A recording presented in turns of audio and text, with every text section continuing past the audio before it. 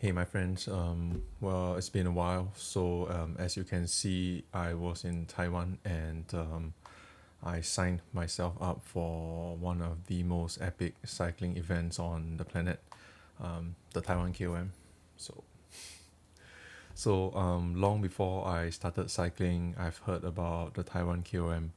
I don't know much about cycling back then, but I could already tell how epic it was. So at age 34, 1.5 years into cycling, I flew all the way to Taiwan to take on the KOM challenge. Since I am going to Taiwan, I've decided to also take a few more days to do a bit of sightseeing in Taipei before the event. I was here for a solo cycling trip in December 2022, and I immediately knew that I had to come back because I know I barely scratched the surface of what this beautiful country has to offer. There are a lot of places that I want to explore just in Taipei alone. So I know that the coastlines are beautiful, and then you have the Taiwanese favorite Kong and the Thousand Island Lake in the east. Personally, I've always wanted to make my way up to Jiufen. So I've been there many times, but never on a bicycle. So these places are super accessible and are just stone's throw away from the city. I'm here for 6 days this time round. Can't leave my work for too long, so time is short. I found accommodation near the main station, as this would make logistics much easier. It's a single train ride from the airport, and then after I'm done in Taipei, I can easily make my way to the train station and make my way to Hualien. So I've created two routes. The shorter route would bring me to Kong and the Thousand Island Lake. The longer route would take me to a scenic lookout called Ting, and then to the old streets of Jiufen, and finally at the weather observatory at Shan. So the pictures I saw on the internet were absolutely breathtaking. Unfortunately, I couldn't make it in time to ride on the first day. My flight got delayed for an hour, spent too much time to get the bike up, and when I was finally done, the weather just wasn't looking too good. I mean, these things happen, so I prayed for good weather and my prayers were heard. The weather was forecasted to bring rain, but I think I got really lucky the following day. So it was a bit cloudy, a bit of drizzle in the morning, but otherwise it was perfectly fine. The traffic was clear on that Friday morning, and after a while, I was already at the edge of the city. There were barely any cars, and I knew that so long I stay on the scooters lane, I should be very safe. So I knew that it was going to be a long day with a fair bit of climbing, and I stopped by a shop by the road that sells traditional Taiwanese breakfast. So I got myself a dumpling, which is like the Taiwanese crepe, and I was just there for a while. There's no pressure to move off, no need to worry about training zones. It was just me, the bicycle, and the entire day. So after that, I was very quickly outside the city. A few odd vehicles here and there, but I pretty much had the road by myself. I passed by forests, tunnels, and villages along the way. So different places, but they all shared the same trait. The road quality was really good, so the tarmac was smooth. I haven't seen many potholes. It was just great. And not just that, at some point I had a dedicated lane all by myself. There are also signs along the way that says Wan Dao, which means round island. And I'm assuming that if you were to follow this path, it would actually lead you around the entire country. So I've read that going around the country is very popular, but I haven't tried, so I wouldn't know what it feels like.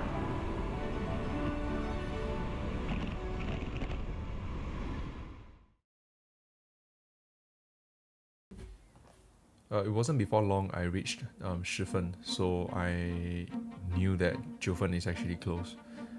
However, that also means that the first big climb is up next. I decided to go to Jiufen from the south because I was trying to avoid the traffic that was coming from the north via Reifang. So that is the route that buses used to bring in the tourists. So going up wasn't all that fun because part of the fun that comes with climbing is that you get rewarded with views on the way up. However, the clouds weren't giving me any of that. Some stretches of the road looked straight out from the movie Silent Hill. It's just not cool at all.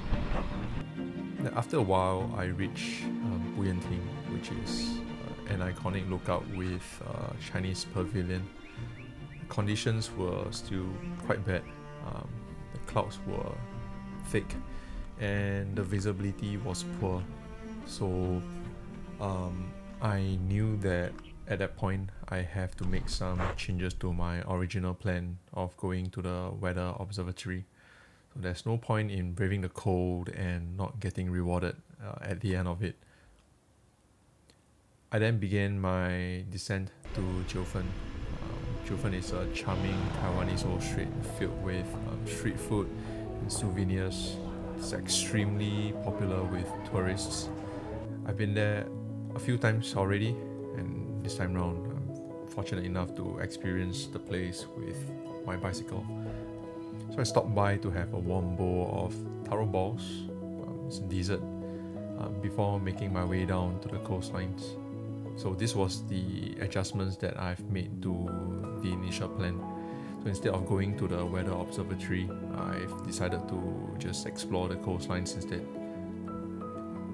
This turned out to be quite a good decision, I guess, not only because the coastlines were beautiful, but the weather seemed to have cleared when I got down, so it was really comfortable.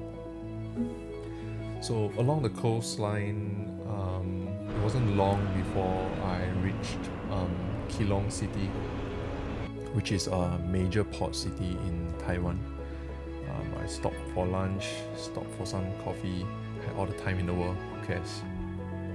So the plan was just to continue along the coastlines, which would eventually lead me to Jinshan before I make a left turn into Yang Ming Shan. Cutting through the mountain would take me back to Taipei City. I keep saying this, but seriously, the coastlines were beautiful.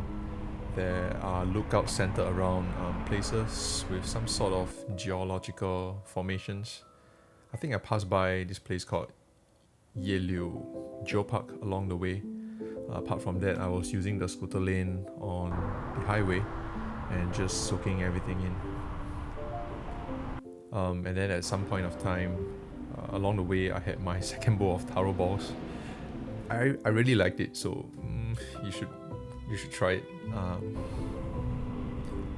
I reached Jinshan and then began my climb up Yang Ming Shan. I think it took me about 90 minutes to reach the top. I was actually still quite bummed about missing out on the observatory, but I was rewarded with quite a sumptuous view on the way up. Not sure which lookout was this, but the clouds were resting comfortably at the lower altitudes, creating this very picturesque view. Views aside, I've got other things to worry about. It was almost evening and I didn't want to be hanging around in the mountains when it was dark, especially on the descent. I also didn't want to be riding in the evening traffic. Thankfully, the descent wasn't too difficult. The road down was actually fairly straight and the turns weren't too sharp, so I could really descend with some velocity. By the time I reached the city, it was too late. I found myself in traffic. I kind of got quite comfortable being around with the scooters. In fact, I could keep up with them quite comfortably. It was kind of fun surging, trying to keep up.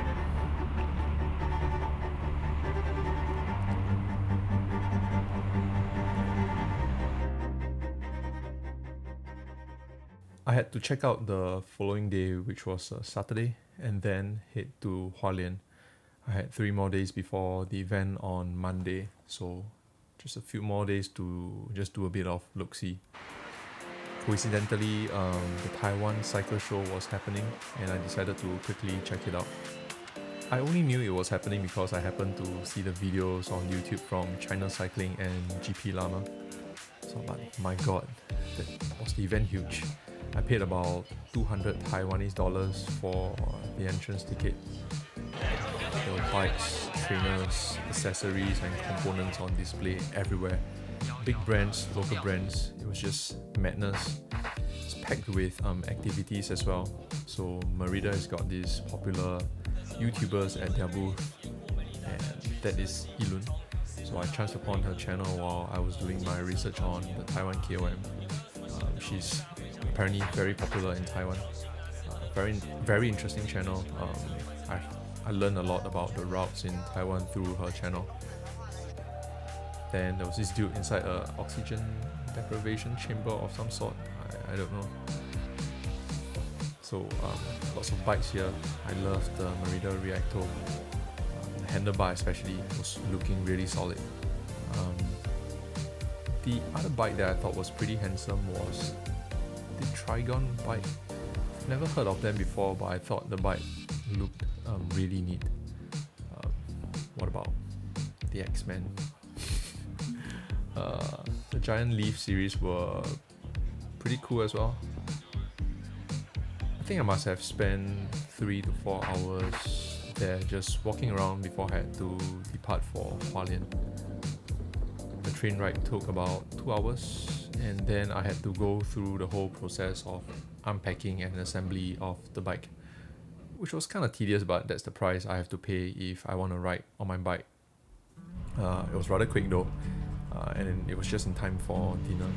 So this was a good opportunity for me to test the bike out while doing a foot hunt and a quick exploration of the city.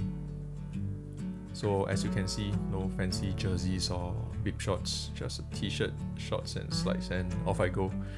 I found a burger place near the night market called Salt Lake. I had a pulled pork burger and a pint of beer, which I couldn't finish. I then make my way to Dongdamen night market. It's kind of common for Taiwanese cities and towns to have night markets like this, which kind of adds to the experience of traveling in Taiwan. This one seemed to have incorporated a bit of Aborigine theme into it. I didn't do much at the night market. In fact, apart from walking around, I did nothing at all. Kind of lost the taste for street food these days. Just age, perhaps, I guess. And that's that. My first night at Hualien came to an end. I am planning to do a separate video on the event itself.